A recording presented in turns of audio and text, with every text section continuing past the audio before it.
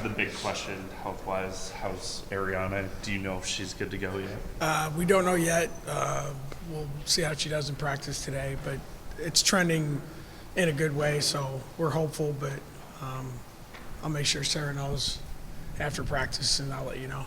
Now, I know you'd mentioned Emily may have tweaked something, or her Yeah. and Addie said she felt a pop, which never sounds good. Yeah, no. Are they both good Yeah, to go? I think they're okay. Obviously, today will be a walkthrough day anyway, but Emily did tweak her ankle again in the game. Was really sore afterwards. Addie, I think it scared her more than anything, but she came back in the game. She said she felt okay. So, today will definitely be the most productive thing we'll do today is the training room probably. But hopefully get something done and then get some work done on Friday. I think it was Audie had said, like, you don't, she didn't say that you talk about bracketology, but you may mix in a comment here and there. How do you try slip that in there? I usually just talk about, it's number one, they're not dumb. I mean, they can read and they follow it and they listen to all you guys.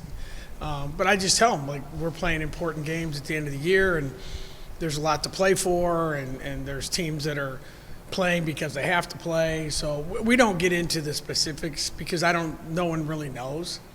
I mean, you read a lot of stuff or hear a lot of stuff, but mainly my message is always the same when you get to this time of year. You've worked really, really hard to get to this point, and the ability to finish and understand what's in front of you, and to not just end it by happenstance and just say, oh, whatever happens.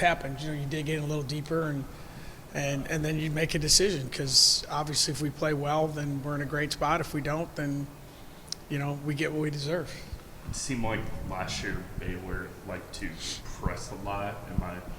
Is that something you expect again this year? Oh yeah, they started pressing when the plane landed from their game last night. I mean, we're going to get it a lot, and they pressed us a lot last year, especially in the conference tournament game. But they're very physical. I think they're playing as well as any team in the country right now. They're like a lot of good teams across the country, and especially in our league. They're very, very skilled, and they're very, very old. They have 5 fifth-year guys, 2 juniors, and the one thing about them, I think that gives them a chance to be really good, and I think a team that'll be a top 16 seed is their balance on both ends of the court. I think they have 5 or 6 kids that can average double figures. They have 5 or 6 that can guard any position. So that I think it makes them, a team that's going to be really, really good, not just at the end of the Big 12 season, but when we get to the tournament. How do you defend that? How do you go about that's a hard thing. I think for us, when we play Baylor, it always starts with the live ball turnover thing. Like don't let your offense be their offense, and then do everything you can in transition to try and set your defense. And then offensive rebounding for them is always big. Now, they're going to make shots, they're going to make plays, but you got, second shots and transition baskets, the things that you probably think about with every team, and especially on the road. The games that we've played them where we've struggled is, they have that 8 to 10 point run where they turn us over, they get 2 or 3 shots at the basket, and they kick it for a 3. So it's not as much personnel-wise, because I don't know that you can pick out 1 or 2. I mean, like I said, their balance is maybe unlike any team in the country. So I don't know that, a lot of times for us, it's a personnel-driven scouting report. I think it's more look at the big picture, and hopefully that's the way we can get something set. I know we talked about it earlier in the season, but now that we're towards the end, this is your 30th season. Just what's kept you here so long, and how have you had the success that you've had? Wow. Nothing's kept me here. I've been blessed to be here. This is an amazing place. I've thoroughly been.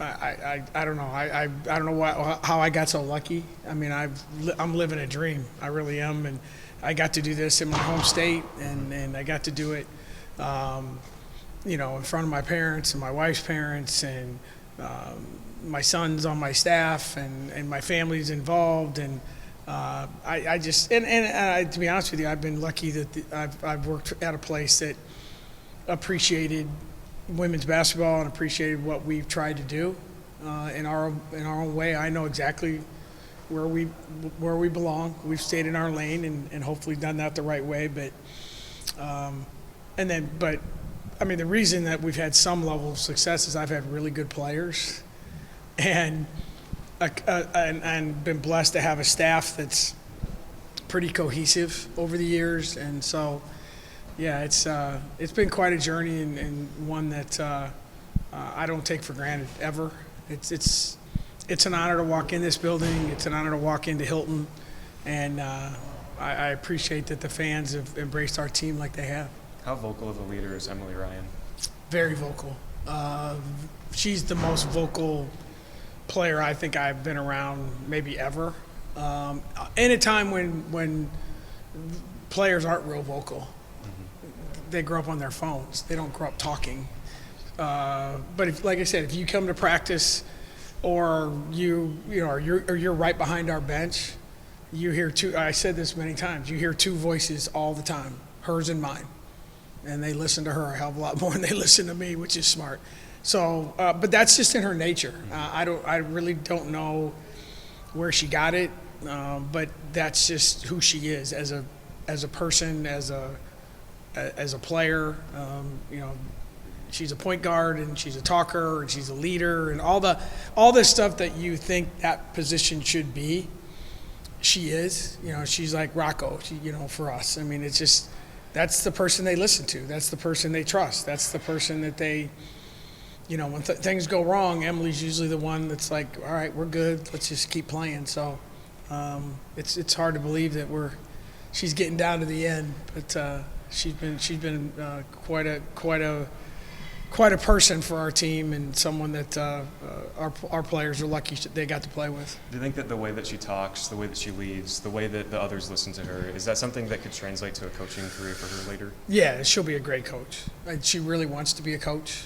We've already talked about some options moving forward and how, what's the next step in her career. Obviously, she loves playing, but she'll be great at it. And I think, and to be honest with you, I told her, I said, our profession, as some of us phase out, our profession needs people like her that are committed and understand it. And I think her story and her life and the way she has done things her entire life can translate, and she'll be a great teacher, mentor to her players, because there's a lot of things she can say to them that she lived. A lot of us say things because, well, that's what we've learned or heard or experienced. She's lived it. And I think that's a unique thing that she's going to bring to some schools. So it's just like she's been a great player here. Someone's going to get a great coach, and I'm sure wherever she lands, she'll do as well in that role as she's done as a player.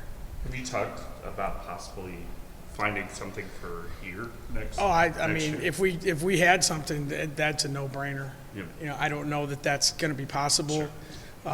Didn't mean to No, put you on the no, job hunting spot for Emily. No, I'm on it completely. I mean, seriously, if something were to open, or we had a graduate, anything, there's a lot of moving parts, but that'd be a no-brainer. But if it doesn't happen, then we'll certainly facilitate and help her find something. I don't think she'll have much trouble. She's got a pretty good resume.